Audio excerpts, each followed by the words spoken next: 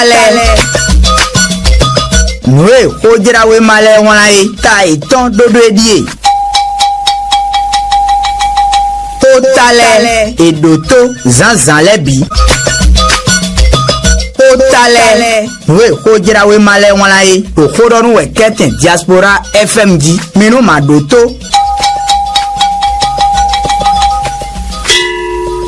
Promotion du dialogue interreligieux et renforcement de la cohésion sociale au Bénin. Le président Patrice Talon échange avec le cadre de concertation des confessions religieuses. Niwangla quotidien le meilleur. Itengbi wekende uburu titi medaye. Toga benetoton le wagben. Lo plek beno sinsen non kodo fodo non pa. Bedok beroko. Lo benetomi tomi bo fifa ten lo tingbe. Toga benetoton. Ero kamon koton we. Le ibajono ebe peple edon dosin senoleno le beneto mitome fie ebajono yelo quotidien le meilleur etengbi iwe kenu de o bodo miena gbajemba le potentiel etengbena bodo mono yegbon bo miena dozo gbeye lo kanatime nugbo dodo mito la boussole etengbedaji acte 2 du processus de réunification de l'église du christianisme céleste Talon chez Ochofa à Porto Novo.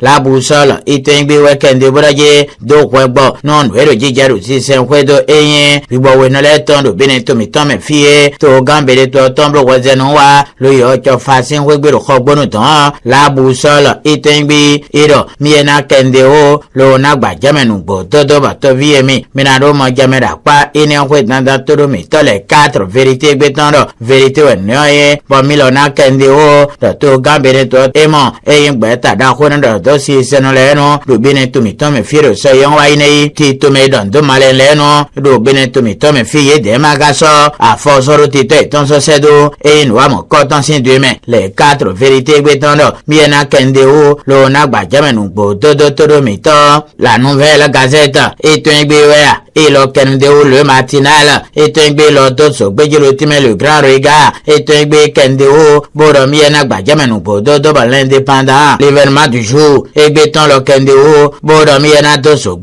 promotion de paix et de développement communautaire. Patrice Talon réaffirme son soutien aux confessions religieuses. Niwedo a, l'événement du jour est un bé, et ouais Doso le time journal au haut, et béton de mon bon, Boromiena Kendeo, l'ona Badjamenu Bodo Dotoro mito noue se majame canado de to ganho mrakoni se fa de dans les soglo et le weze no wabloe azo teteme e nkana rubine to mito me file e sono contendro nele pona de bado de o beta de weyen beta dagbe de weyen bezi bonado na khale dagbe yeme ko into hodo to yetonle bonu to ganho boni ya isi pondo tout en weyen e na lo na yo le matinal et tegbe weekend o visite des infrastructures réalisées sur Patrice Talon, Soglo, une démarche pédagogique au service de l'engagement politique. Yahi doit aller à cette école. Le matinal, Etenbi, Iwekenu de Ou, Boro Miena Badjame, le Kanatimen Bodo Toromito,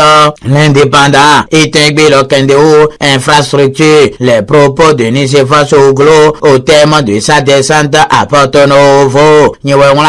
L'indépendant, Itengbi, Iwero, Miena Kendeo, Lona Timenu, Bodo Bato Viemi, Minado Majamera, pas Inoué dans Toromito, l'événement précis, et béton de l'événement, Bomilona président Bododo, nouvelle descente de l'ancien président sur le terrain, Soglo séduit par les réalisations du talent à Porto Novo, l'événement précis, et Tengbi Wero, Milona président formation, mon coton lo Kanagba Jamenu, Bodo Bato Viemi, Minado Majamera, pas Inoué dans Toromito. Le leader du jour est un Lokendeo, Boromiena Badjame, réalisation d'infrastructures de développement sous talent, Soglo valide et met une claque aux opposants des réseaux sociaux. Niwedo a, et non le leader du jour est un Iwedo, Noué, Bomiena Kenudeo, le Kanagba Jamenu, Bodo Toromito, le quotidien le meilleur, est un Lokendeo, Boromonu Ibon, Bomiena Doso, Béjelo Kanatime, Noué Simojami Kanado Dien, e hogbonu dando so yen waine e demenu gonga beneto to mara holo e gbe onu vlavono e won sin ho iton holo no kanton kuyemeton no bo kai jono e président du parlement panafricain ton belo wan wa mon koton si demain be je ngbe bo je gangbe nu bododo quotidien le meilleur et un gbe weekend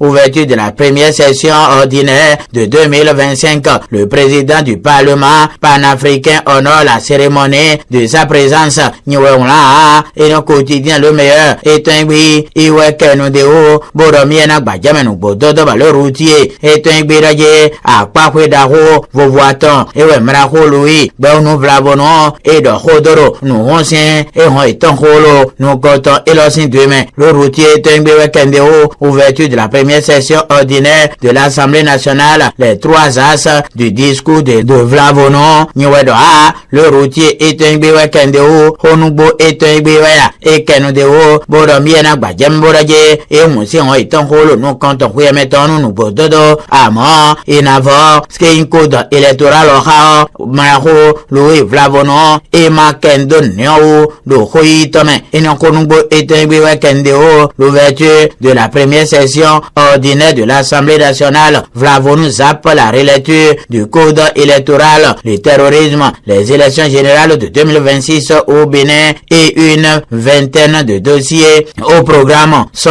les points essentiels du discours du président de l'Assemblée nationale. Honugbo Itengbi Iwero Noueye Bomiena Dozo Belonatim, le potentiel Itengbi Kendeo, l'emblème du jour, le Béninois libéré Aboubakar Takoutan, le leader du jour, la boussole Itengbi Yelo Kendeo, le Romina Gbajame Bododo, le pays émergent Itengbi Raye Noueye Bomiena Kendeo, l'Ona Gbajame, l'événement précis, les 4 vérités aux libérations Itengbi Wea et le Kenudeo Bodomiena Gbajame lo Kanatime Bododo Batoviemi Minado Mojame Rakpa Inokwe Dandatoro Mito Nouezi Mojame Mi Kanado Die, l'investigateur du jour Itengbi Karu Titi Menaje Togorogbeta Ira Chekpa Kudure Kakoro Ajo Jajilanu Wabloe Wachobo Gana Huyaji Donu Ezoe Maraho Shaka Yaji Wea Badamasi Podono Claudina Fiave Prudence Yopa Yedero Wezenu Wabloe Wenu Miniti Ha, l'investigateur du jeu Itengbi et ce cambio qui donne dans l'euro qui cambio pour la mouvance présidentielle, une campagne avant l'heure, et non l'investigateur du jeu Itengbi et Dosso Beye, l'ultime Nungbo Dodo Toromito,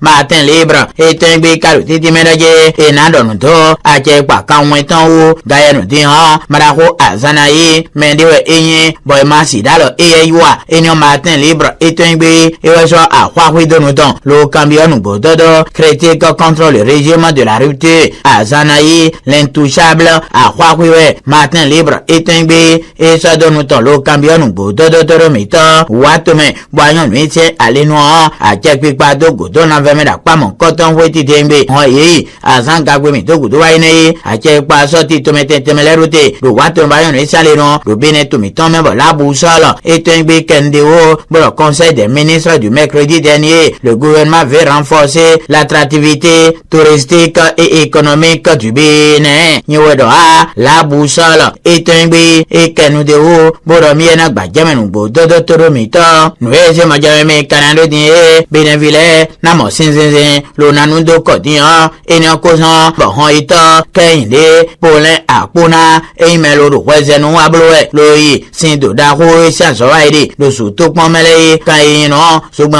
Senle, et son content de Pont Nelena, le potentiel Itengbi Kendeo, suivi des projets du PAG dans le zoo, l'eau à la maison, l'électricité dans la chambre à coucher, le potentiel Itengbi Kendeo Braje, et Nyokozan, Bokainde, Polin Akuna, veut transformer le quotidien des ménages béninois à Gbainzon, l'eau potable coule, mais le raccordement doit s'accélérer. Potazoumen, l'électricité s'installe, les attentes sont grandes. Aboumé appelle à une synergie d'action entre élus et cadres du même. Boricon, 31 bonnes fontaines en vue à Passagon, le potentiel Itengbi, Iwe Kenudeo, Boromiena Gbajamelo Kanatime Nungbo Dodo Toromito, Tohorogbetaga, NFN Don, Apollinaire Wilfred, Avoyon, ejoye location medawema de Gomeni Honugbo Etengbe Wekendeo arrêté il y a quelques jours par une horde d'agents de la police.